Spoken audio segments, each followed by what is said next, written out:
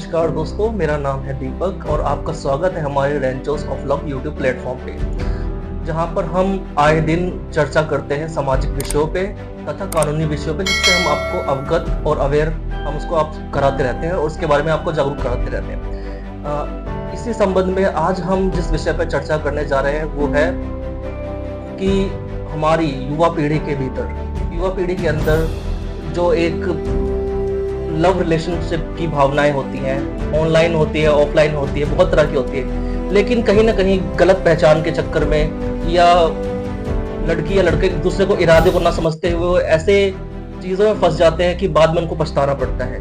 इसी मामले में, इसी संदर्भ में हमारे साथ बातचीत करने के लिए मौजूद हैं सर एडवोकेट राहुल भारद्वाज जी, जिन्हें आप बखूबी जानते हैं। सर, स्वागत है आपका। धन्यवाद।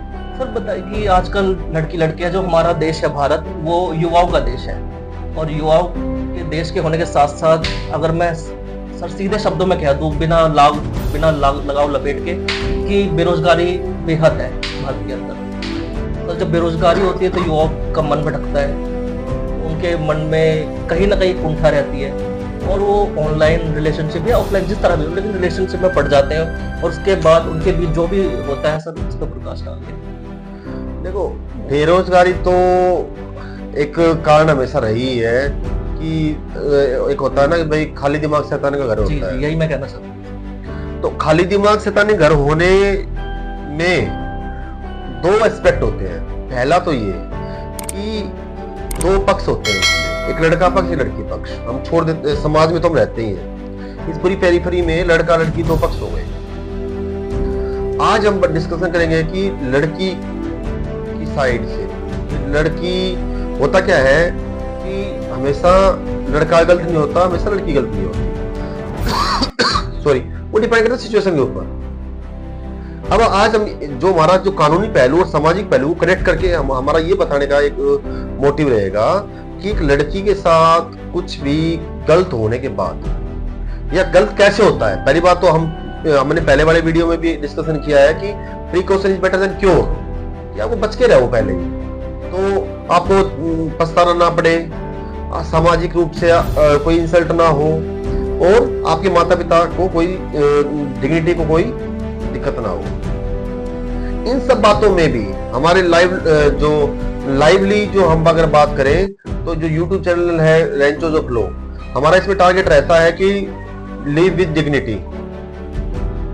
डिग्निटी के साथ कैसे जियोगे आप? डिग्निटी के साथ आप जब जियोगे जब आपको कानून की जानकारी हो। आप रिलेशनशिप में भी आपको कानून की जानकारी चाहिए। अगर आप कहो जी कानून की जानकारी, आप प्यार प्रेम करने में भी कानून की जानकारी ढूंढना है, चाहिए आपको। क्यों? क्योंकि कहीं आप ऐसा तो कोई स्टेप नहीं ले रहे हो जो आपको हमेशा सलाखों के भीतर ला भेज दे। इसी संदर्भ में मैं एक कानून की बात करता हूँ, POCSO, prevention of child from sexual offences. होता क्या है कि जब प्रेम होता है लड़का लड़की में तो वो उम्र का फासले को भूल जाता है। तो अगर लड़की की उम्र 18 साल से कम हो गई और किसी कारण से जो लड़का है उसके खिलाफ उसने कंप्लेंट कर दी, एफआईआर हो गई, तो उसको सेक्शन अगर उसने और उसके साथ साथ सेक्शन 6 में अगर वो आ गया, सेक्शन 6 पोक्सो एक्ट सेक्शन 6 ये कहता है कि अगर उसके साथ उसके शारीरिक संबंध हो गए और ये सिद्ध हो गया तो उसकी जमानत भी बहुत मुश्किल हो जाएगी, पूरी जिंदगी उस लड़की की तबाह हो जाएगी। मतलब इंटरकोर्स अगर उनके बीच हो गया तो वो प्रूव हो गया ट्रायल में। और इंपॉर्टेंट बात है कि उसमें बेल मिलना भी बहुत मुश्किल हो जाता है, जमानत मिलना भी बहुत मुश्किल हो जाता है। तो ये जो पोक्सो है इसके फेर से बचना चाहिए। बेसिकली उनको मैं फिर कहूंगा कि भाई सोच समझ के कोई भी स्टेप सोच समझ के उठाना चाहिए कि ये स्टेप मेरे कैरियर को, मेरे परिवार को, मेरे को सामाजिक तौर पे, फाइनेंशियली और मेरे जो भी सपने सब कुछ तबाह करते हैं। ठीक है, तो एक तो ये पोक्सो के फेर से बचना चाहिए। दूसरा, भाई अगर हम लड़की की साइड से बात करें तो लड़की कई बार क्या होती है कि कोई लड़का है वो उससे इंस्टाग्राम पे दोस्ती करता है, सामने रहती है या कॉलेज में है या स्कूल में कहीं भी रहती है, इरिस्पेक्टिव, मैं इंस्टाग्राम में क्यों बोला कि सोशल मीडिया भी आजकल एक बहुत बड़ा रोल प्ले कर रहा है दोस्ती के लिए। तो आप जानते नहीं हो किसी लड़के को, और आप फर्स्ट टाइम मिलते हो, सेकंड टाइम मिलते हो, थर्ड टाइम जो मिलते हो, विश्वास करके एक आप उसके साथ शारीरिक संबंध बना लेते हो। उसके बाद क्या होता है कि धीरे धीरे जब एक बार में इंसान का पता नहीं चलता है, फर्स्ट सेकंड थर्ड टाइम जब पता चलता है कि भाई ये इंसान मुझे स्टार्टिंग में तो दोस्ती करी, फिर वो कहता है जी मैं शादी भी कर लूंगा, तो शादी के नाम पे धोखा देना स्टार्ट कर देता है।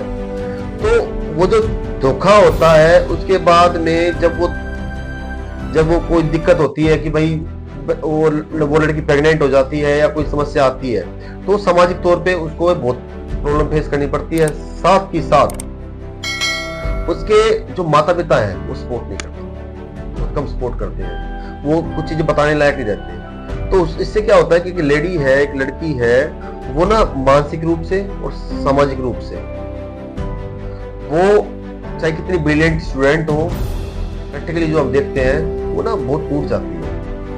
और हम एक सामाजिक तौर पे एक होनहार बच्ची जो बहुत कुछ कर सकते हैं अपनी लाइफ में, वो देखते हैं।